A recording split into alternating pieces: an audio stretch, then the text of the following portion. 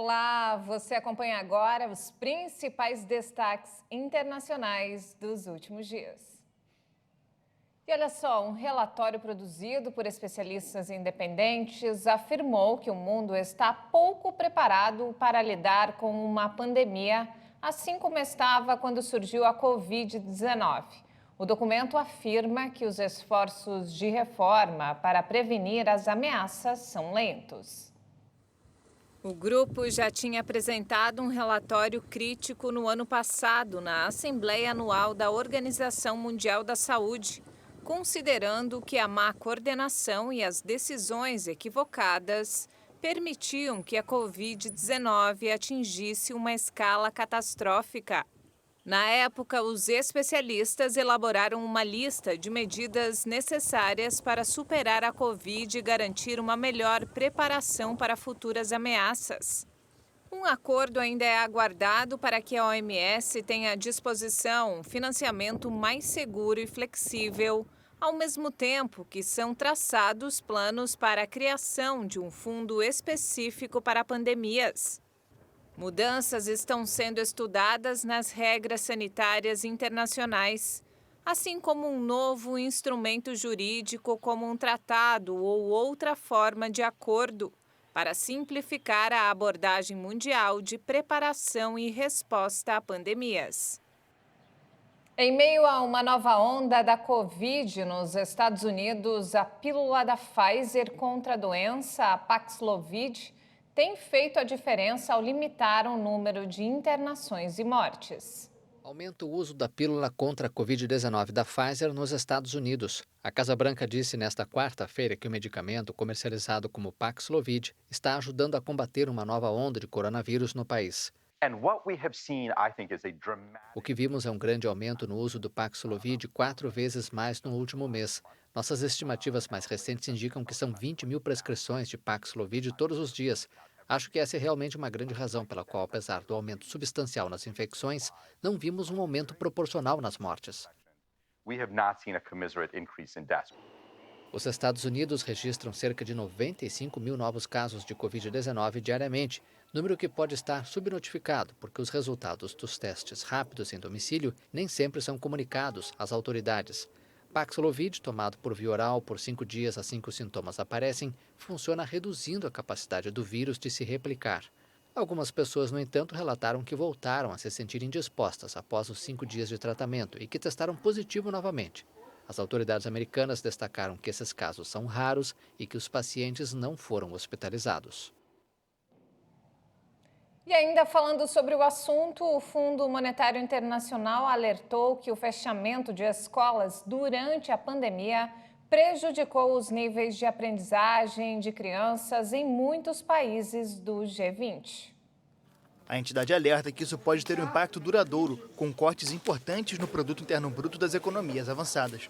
Recentes avaliações de alunos do ensino fundamental e médio mostraram que a aprendizagem virtual generalizada durante o período de medidas mais restritivas se traduziu em níveis escolares com quedas na Índia, na Alemanha, no Reino Unido, no Brasil e nos Estados Unidos.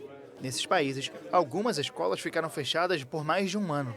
Os danos à aprendizagem, se não forem compensados, podem afetar o rendimento dos estudantes ao longo da vida.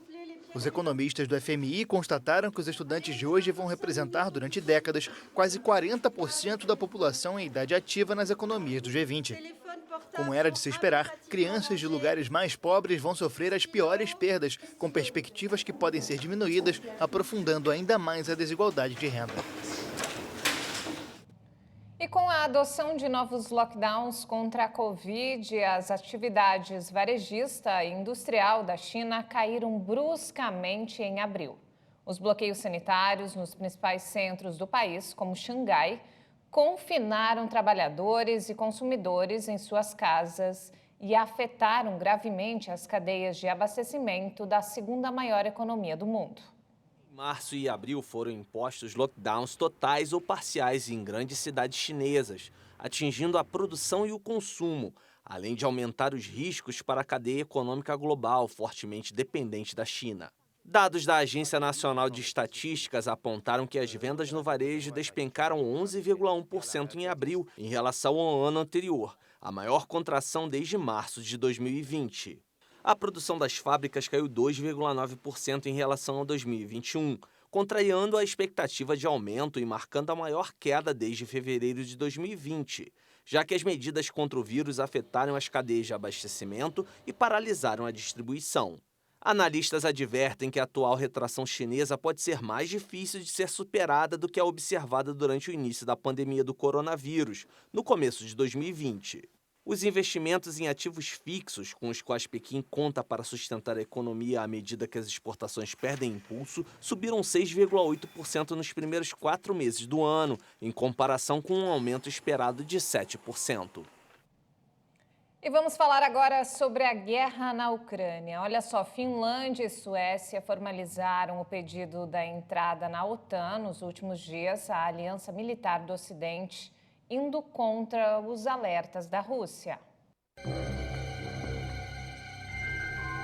Quebrando anos de neutralidade, hoje os embaixadores da Finlândia e Suécia apresentaram uma carta na sede da OTAN em Bruxelas. Todos os aliados concordam com a importância da ampliação da OTAN. Todos concordamos que devemos permanecer juntos e que este é um momento histórico que devemos aproveitar. A partir de agora, eles precisam da aprovação de todos os 30 integrantes da OTAN para entrar no bloco, mas os chefes de governo enfrentam a resistência de um membro-chave da aliança, a Turquia, que afirma que os países dão abrigo a terroristas. O secretário da OTAN disse que a adesão vai aumentar a segurança dos integrantes. A Rússia também anunciou que vai expulsar dezenas de diplomatas europeus. No total, 34 diplomatas franceses devem deixar o país dentro de 2 semanas, enquanto 27 diplomatas espanhóis têm 7 dias para deixar o país. Moscou também decidiu expulsar 24 diplomatas italianos como medida de retaliação. Encurralada por sanções ocidentais contra a Rússia, a montadora Renault confirmou que vendeu seus ativos no país soviético para o Estado russo, na primeira grande nacionalização desde o início da ofensiva de Moscou na Ucrânia. A Renault disse em comunicado que entregou sua participação majoritária na Avtovaz, a maior fabricante de automóveis Lada do país, ao Instituto Russo de Pesquisa e Desenvolvimento de Automóveis e Motores. Graças à filial, a Rússia foi o segundo maior mercado para o grupo Renault no ano passado, com quase 500 mil de veículos vendidos. Mas o ministro do Comércio e Indústria da Rússia disse em abril que a Renault planejava vender seus ativos russos por um rublo simbólico. O grupo automobilístico francês também cedeu as operações da Renault na Rússia, incluindo a fábrica perto da capital, que produzia veículos Renault e Nissan. O prefeito da capital russa anunciou que a fábrica vai relançar a marca soviética Moskvich. A direção da Renault já havia anunciado que iria incluir em suas contas no primeiro semestre um encargo de cerca de 2 bilhões e 300 milhões de dólares como resultado da venda. O McDonald's também chegou a um acordo para vender os restaurantes na Rússia a um empresário local. O anúncio é feito 3 dias depois da gigante do fast food oficializar a saída do mercado do país, uma consequência do conflito na Ucrânia. O empresário local Alexander Govor, dono de várias franquias da rede desde 2015, opera 25 restaurantes na Sibéria. Ele concordou em comprar os 850 restaurantes da marca e manter os 62 mil funcionários do McDonald's por pelo menos 2 anos. O valor da transição não foi revelado e a rede de restaurantes deverá ser renomeada. Em março, após o início da guerra na Ucrânia, o McDonald's já tinha anunciado o fechamento de seus restaurantes e a suspensão de todas as suas operações no país. Vários países impuseram sanções sem precedentes contra Moscou, o que provocou a saída de diversas empresas estrangeiras. O bilionário Elon Musk afirmou que a aquisição do Twitter não vai continuar. A oferta de 44 bilhões de dólares está suspensa até que a empresa aprove que menos de 5% das contas da plataforma são falsas ou spam. Elon Musk tuitou que o CEO do Twitter se recusou publicamente a mostrar provas sobre sua exigência para confirmar que menos de 5% das contas são falsas na rede social. O Twitter afirma que a plataforma suspende mais de 500 mil de contas que parecem falsas a cada dia, geralmente antes mesmo de serem vistas. E bloqueia 500 mil por semana que não passam nas verificações para garantir que sejam controladas por humanos e não por um software. Musk afirma que os bots são uma praga no Twitter e considera uma prioridade se livrar deles caso assuma o controle da plataforma. O dono da Tesla, considerado o homem mais rico do mundo, diz que sua motivação para a compra é o desejo de garantir a liberdade de expressão na plataforma e aumentar a monetização de uma rede social que é muito influente, mas que enfrenta dificuldades para conseguir um crescimento rentável. Autoridades do Talibã anunciaram que vão encerrar as atividades da Comissão Independente dos Direitos Humanos do país por a considerarem desnecessária. O trabalho da comissão incluía a documentação das vítimas civis da guerra, que durou 2 décadas. No último final de semana, o grupo também decretou o encerramento do Conselho de Segurança Nacional após o anúncio do primeiro orçamento anual. Os talibãs enfrentam um déficit de cerca de 500 milhões de dólares, o equivalente a mais de 2 bilhões e 400 milhões de reais. Desde que o grupo islamita retomou o poder no Afeganistão em agosto de 2021, várias pastas parecidas foram fechadas, como a Comissão Eleitoral e o Ministério de Assuntos da Mulher. Apesar de prometerem um governo mais moderado do que o anterior regime, os talibãs vêm restringindo os direitos e liberdade dos afegãos, principalmente das mulheres, que sofrem com fortes restrições. E o planeta quebrou 4 recordes climáticos alarmantes no ano passado. De acordo com a ONU, uma catástrofe ambiental nos aguarda se não forem feitas mudanças drásticas no sistema energético mundial. As concentrações de gases do efeito estufa, o aumento do nível do mar, o conteúdo e a acidificação dos oceanos registraram valores sem precedentes. De acordo com dados da Organização Meteorológica Mundial, publicados no relatório Estado do Clima Mundial em 2021, o sistema global de energia está quebrando e nos levando cada vez mais para uma catástrofe ambiental. Combustíveis fósseis são uma rua sem saída, ambiental e economicamente. A guerra na Ucrânia e os efeitos imediatos nos preços da energia são outro problema.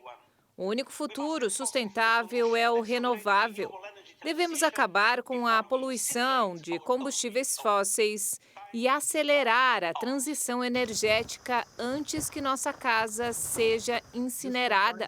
O tempo está se esgotando. O relatório confirma que os últimos 7 anos foram os mais quentes da história, de acordo com os registros disponíveis. Os fenômenos meteorológicos vinculados à Laninha no início e fim de 2021 tiveram um efeito no resfriamento das temperaturas do planeta. Mas o ano passado teve uma temperatura média mundial quase 1,11 graus Celsius acima do nível pré-industrial. O Acordo de Paris pretende limitar o aumento da temperatura média do planeta a 1,5 graus Celsius. A poluição foi responsável pela morte prematura de 9 milhões de pessoas em 2019, segundo um estudo publicado pela revista Lancet. O número é resultado da má qualidade do ar. A poluição e os resíduos expelidos no ar, na água e no solo geralmente não matam diretamente, mas provocam graves doenças cardíacas, câncer, problemas respiratórios e diarreia aguda. O principal ator do estudo e co-diretor da comissão, Richard Fuller, afirmou que os efeitos sobre a saúde são enormes e os países de renda baixa e média são os mais afetados. Ele destacou ainda que o impacto da poluição sobre a saúde continua sendo muito maior que o da guerra, do terrorismo, da malária, HIV, tuberculose, drogas e álcool. Os números de mortes causadas pela poluição rivaliza com as provocadas pelo tabaco. Em 2019, 6.700.000 mortes prematuras são atribuídas à poluição do ar, 1.400.000 à poluição da água e 900.000 à intoxicação por chumbo. E mudando de assunto, olha só, a boa colheita argentina de soja e cereais este ano é um sopro de otimismo diante da escassez mundial de grãos provocada pela guerra na Ucrânia. O sucesso da safra pode alavancar a conturbada economia do país. Em Lobos, a 100 quilômetros a sudoeste de Buenos Aires, as colheitadeiras trabalham noite e dia para obter a soja antes que as chuvas de outono austrais cheguem. Para 2022, uma boa colheita significa um sopro de otimismo diante da escassez mundial de grãos provocada pela guerra na Ucrânia.